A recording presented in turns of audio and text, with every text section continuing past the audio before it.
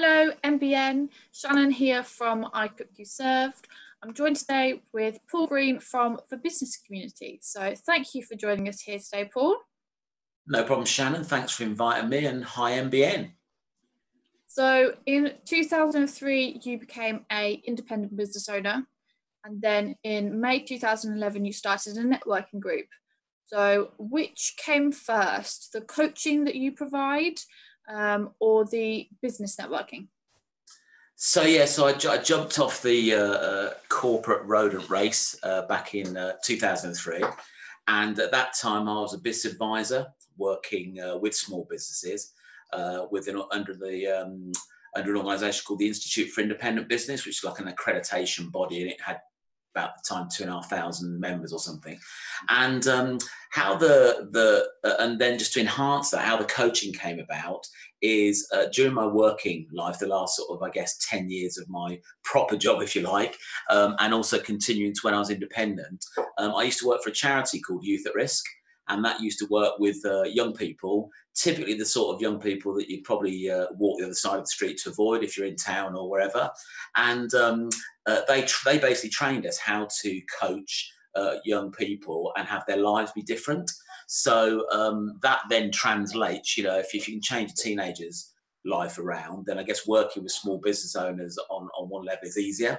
So I sort of picked up the skills and integrated those into my what I offer. So I guess what I do is really a blend of business advice, coaching, and mentoring. It's not just pure. It's not coaching in its purest sense, because coaching is more about questioning and listening and feeding back and things like that. Where sometimes I'll actually give people direct advice, given my experience. Yeah. Wow. I love that your coaching and business mentoring came from charity work, came from working with charities and such vulnerable people as well. That must have been kind of quite difficult to work with, but also quite rewarding. It was. I was when I started doing it. I had just nothing to do with young people at all, and a mate at the time took me to an introduction evening, and I just thought, well, yeah, maybe I could do something, I don't know. And you're a bit nervous about it, I just plummeted for it, and I must have done it. I've still got connections with the charity now, but I was probably active sort of like mid-90s to sort of early 2000s, that type of time frame, can't even speak. And it was rewarding. And luckily enough, when I was in the corporate world, the companies I worked for were prepared to give me time off to go and contribute as a volunteer, and also more later on as a contractor. So I was lucky that I got the support of the businesses I worked for at the time. And then when I became independent, obviously that gave me the flexibility to be involved as much or as little as I like, really. Oh, wonderful. Well, the business mentoring that you provide today is the coaching circle. So tell us a little bit more about that. Yeah, the idea of the coaching circle was to be like a mini mastermind group, I guess.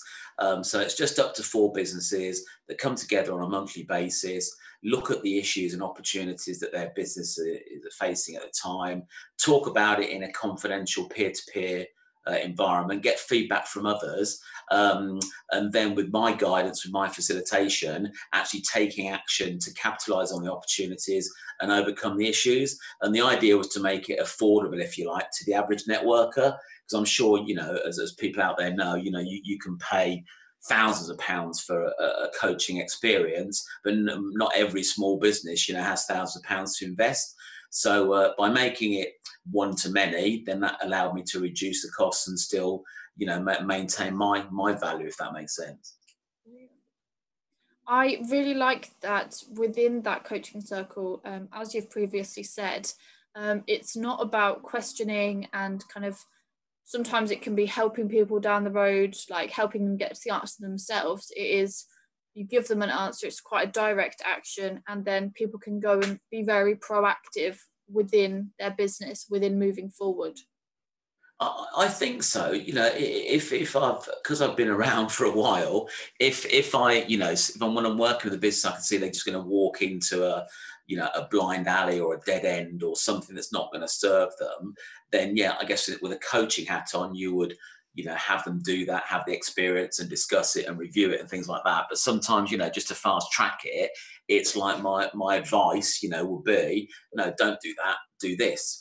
Hopefully that's more beneficial to them in the short term. Sometimes, as you know, but you have to make your own mistakes. So I might decide that maybe, that the better experience is to make that mistake and then just sort of see what comes out of that. But people haven't got a lot of time. Time is a precious commodity. So if I can fast track something because of my experience, then I'll advise them rather than coach them through it. Yeah. I think it's really a massive element of people's trust that they put into you. And so the networking business, the business community kind of really helps with that, because you really get to, people really get to know you. They really get to kind of understand how you work as a person, as a business mentor. And then they can very easily put their trust in you so that they can really take all of your guidance on board. Yeah, well, the idea, how the networking started, ironically, was to raise my profile as a business advisor. And when we started, my first networking event was back in 2011, May 2011. And the reason I started that is because I recently moved back to Northamptonshire. I was born and bred in Northamptonshire, but most of my career was down the M4 corridor. And I decided to come back to Northamptonshire, didn't really know the business community. So I thought, well, how can I do that? I could have gone networking, there was network groups around at the time, but there was an opportunity to sort of basically have a license deal from an organisation that doesn't exist anymore. So I did that. They gave me a sort of agenda and I started doing that. And then about a year later, that's when it became my own business. It wasn't a license agreement anymore. And that's when NN Connect was born. And people seemed to like the agenda, seemed to like the structure, etc. So how it shot myself in the foot is I think a lot of people out there would see me more as Mr. Networking now rather than Mr. Business Advisor. And I don't mind that. I'm quite proud of what we've achieved. But I think now part of the reason for rebranding and taking Connect out of the name and taking networking out of the name is to focus the business community on being a more holistic support for small businesses, of which networking plays a part. But we've also got the things like the free workshops, mentors for young businesses, that sort of thing. So it's just trying to offer a wider service than just the networking. If that makes sense. Yes, it absolutely does. So you mentioned your rebrand. So you were NN Connect, and you are now a business community. When you rebranded, I really love when you shared the process that you went through, because you went to a lot of the members, you looked at a lot of the testimonials, and you looked at a lot of the keywords and the reviews that people had left, and you, from really what the members had said, put together the business community, not necessarily changing it, but you kind of relabeled it to exactly what it was. So the keywords that came out of that were growth, support, and collaboration. So within your rebrand, how do those words fit in? Yeah, so the rebrand was quite a big decision, and it's partly done because Connect was getting a little bit passe in the networking world. There's a number of organisations that are using Connect or Connections or Connecting, and also, when you go to expand into new regions, which I'm looking to do, you're just another bloody networking meeting, if you like, when you go to a new area or even an existing area. So I just thought if we reposition ourselves a little bit different, and the growth and support and community aspect came from really just the whole collaboration support really came from words that people were using to describe their experience. And then a guy called Kevin Robinson, as some of you might know, 13 Media, he's worked with me on the positioning, on the branding. And I was just driving over to meet up with him, and I think, what are we going to call it? What sort of name should we give it? And I just thought, well, it's the business community, isn't it? And when I buzzed that past him, he didn't particularly like it. He thought, well, I just didn't get it. And I thought, well, we could just come up with just a nebulous name, some name that doesn't really mean anything. And so anyway, as we're sitting there and going through it, what it was going to look like, talking about the collaboration, the support, the growth, the fundamental foundation, if you like, that's when it started to grow on him. So he's been a creative person. He started then to imagine how we could use it. And that's really where he was starting to think where the BuzzCom comes from. So we use hashtag BuzzCom now on social media and elsewhere. And that's really why he quite liked it, because he could see that aspect of it and how we could use that in our branding going forward.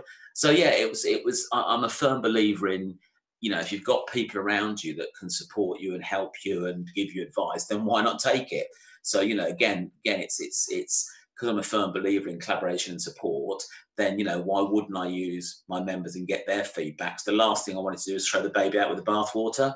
So it's just trying to maintain what I'd created before, but hopefully building on that and having it be a better brand now. Yes. So something else you have created that for me really sticks true to those growth, collaboration and support is the book that you have written. The little bookie walk that we did. Well, again, they were going to be separate projects. The rebranding and the book were going to be two separate projects. Because it took so bloody long for people to give me articles to put in the book, they eventually sort of like converged. We thought we might as well do it all in one go. So yeah, again, the idea was just to put something together. It's called the Small Business Toolkit. If I've been prepared, I should have had a copy to hand, but sorry about that, I haven't. I'll probably post something in the comments when this goes on Facebook or wherever. So yeah, I just thought, you know, just to put something together in spirit with the brand when we launch, is just to have a book that just collates, because some of our principles are that you know, businesses are split into pillars of business: finance, sales, marketing, operations and resources, strategy, and I guess you could throw personal in there. So what I wanted to do in line with that is just put together literally a toolkit that's got some articles by people that I see as leading experts in their field in the local community, just to contribute to that. Could have done something on my own, partly having herded 25 people to get to articles. It might have been easier and quicker to do it on my own. But, you know, so if any of you authors are listening, apologies, thanks for your contribution, but it was a bit of a nightmare from putting it all together. But quite a relief when you know, it comes through the post as a printed book. I think the first batch we did about, I can't remember now, it's been about 400 copies or something. So, you know, about 80% of those are out there somewhere. And again, it wasn't necessarily to be a #1 bestseller. It's really just hopefully a useful tool for people and something to help get the essence of what the business community is trying to do out there. So yeah, no, it was an interesting project, but I'm out of therapy now. Well, I love a business book. Good. So I will stick the link to your book above the video so that people can access it for themselves. So Okay, something else I wanted to discuss with you is the business community is a membership. So what made you decide to have a membership? well, I think, well, it was partly a commercial decision, you know, to get an ongoing revenue rather than something be ad hoc. Also, I think if people commit to being a member of something, they're more likely to turn up at networking meetings and get engaged and involved. Now, you know, we all know that there's a whole diverse range of networking groups out there. Some are free, some are low cost, some are high end, more structured, and everything in between. And I just felt that to have people being part of a membership group was more important than it just being drift in, drift out. It's harder to have a cohesive group of people if there isn't something that they can connect to. And in this case, it just happened to be a commercial membership fee. But again, the thinking there was a lot of membership groups are with annual subscriptions and or monthly subscriptions. They usually tie you into 12 months. But again, my decision fairly early on was to not do that. So it's a monthly subscription. If people want to drop out anytime, they can. And I just think in this day and age, that's the sort of fair thing to do. People don't want to be tied in. Anything could happen with their business. You know, who knew what was going to happen 14 weeks ago? Yes, I lost a few members because of that, but they had the flexibility of ducking out. You know, they weren't tied into an annual contract where they were still expected to pay money going forward. And it puts a little bit of the onus on me, is I've got to keep people engaged, because I know any second they can just bugger off, for want of a better expression. Well, I love the longevity that goes along with a membership. the MBM group for me is the longevity of the group. Yeah. Yeah, I like the structure and how the business community is set up. It really works for me. Anyway, so as you mentioned, when COVID-19 hit, I think you did something that not many other businesses did. Your reaction time and your replanning, the way you just completely turned your business around. I know that you were planning to go online with the networking groups already. However, I don't think churned is the right word, but it was such a quick turnaround. You had business bulletins, so the support for individuals were already out there. Businesses could just completely go online, and all your networking has been online as well. So tell us a bit more about that. How was that process set up? How did that work for you? Well, it was sort of a necessity, really, I guess.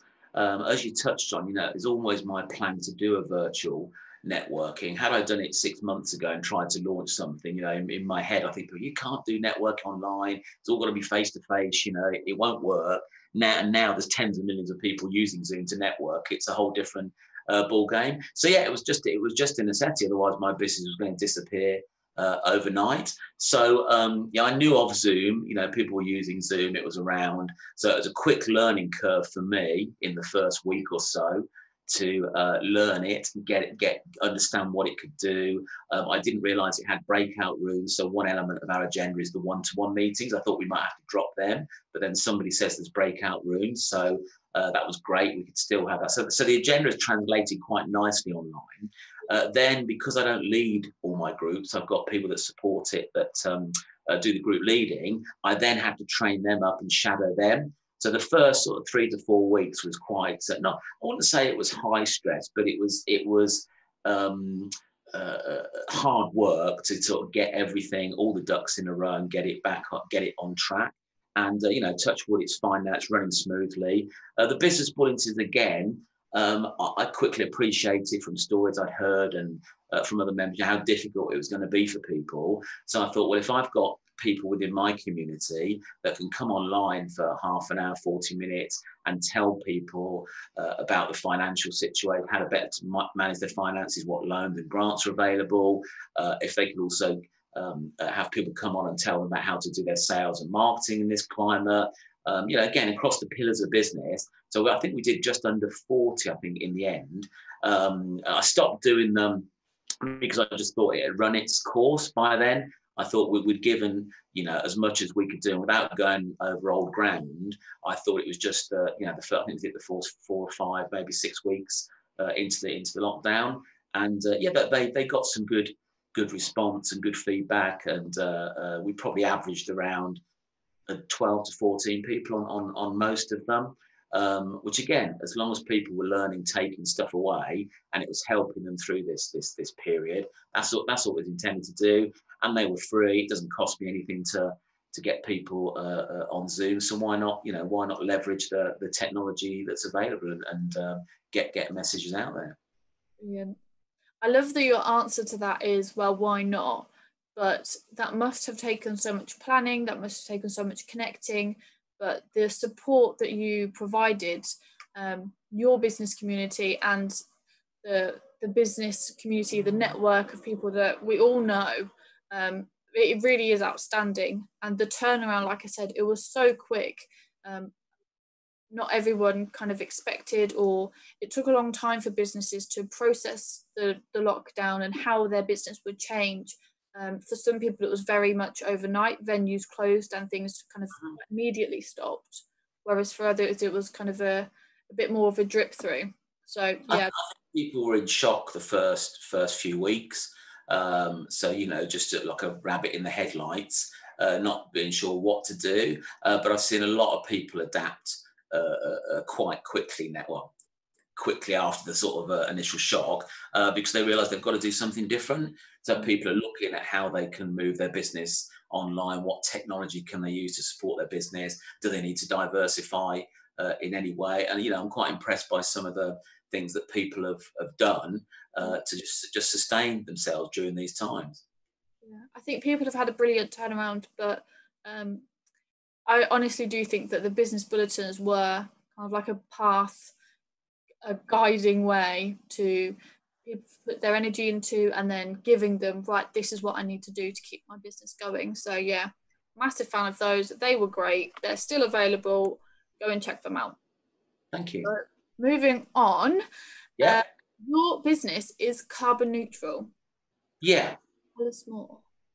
So there's a guy called John Scotcher, some of you might know out there. Pearson Treehouse is his business.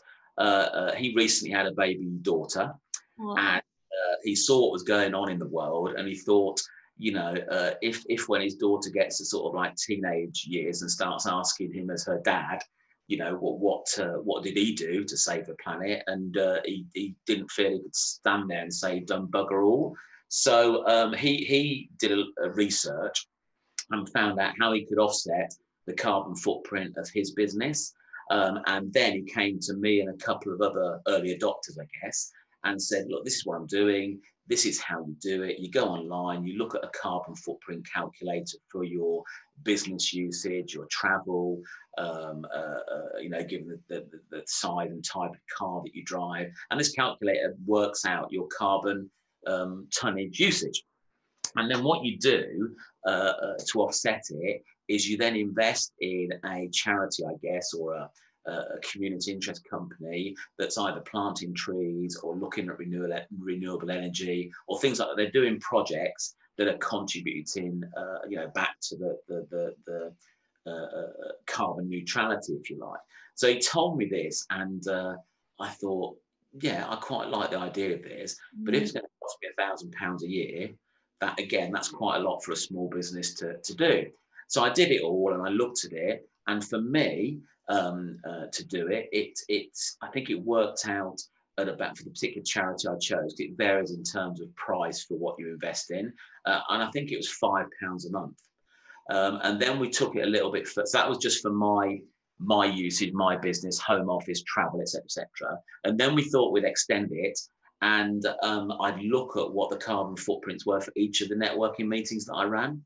So, you know, the lighting, the cooking, also the travel of the members to and from. So we did a little survey to find out what the average mileage was that people were traveling to each of the groups.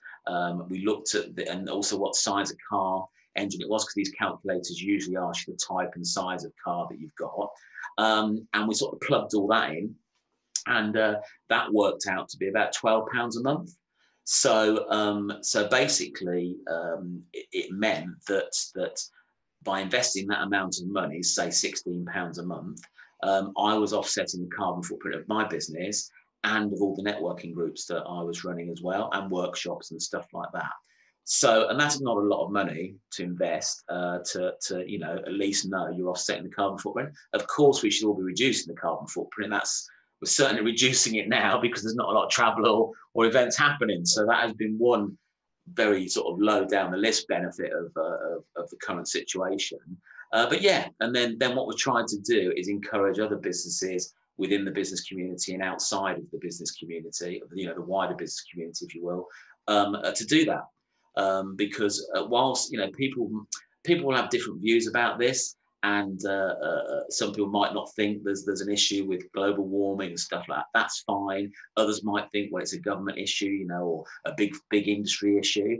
But if you think there's 4.8 million SMEs in the UK, if all of them just offset their carbon footprint, because they represent over 50% of the GDP, you know, UK PLC turnover, that would make a massive difference to carbon footprint. So it's, again, the analogy is that people have probably heard this before. I'm probably getting a bit boring now, but it's like, you know, there's all these starfish are washed up on the beach, and there's somebody walking down the beach and throwing the starfish back into the sea, and there's like hundreds of them, and this guy's just picking a starfish up, throwing it back in the sea. Another guy comes over to him and says, you know, what are you doing? He said, oh, I'm just, you know, throwing these starfish back in the sea. He said, well, what's the point? You know, it doesn't make any difference. And he picked up another starfish and threw that back in the sea. He says, makes a difference to that one. Yes. So you know, it's that type of thing. It's just, you know, if a million SMEs offset their carbon footprint and looked at actively reducing it, I think it could make a significant difference to, you know, the carbon usage in the UK. Brilliant. Well, Rant over. I will put the link to so that people can look at their carbon footprint and offset their carbon footprint above the video. So thank you for sharing that. Beyondcarbonneutral.co.uk is John's website. Wonderful. Thank you very much. That will be above. So final question, how can people get in touch? So it's on my background, if you can see it, buzzcom.co.uk. It's probably the easiest way. There's various social media things, or you put the hashtag Buzzcom in, that should appear on most social media platforms, because we've been using that since the brand. So yeah, just go to the website, and all the necessary links and buttons will hopefully be there. Well, thank you for joining us today. Thank you. Catch up soon. Okay.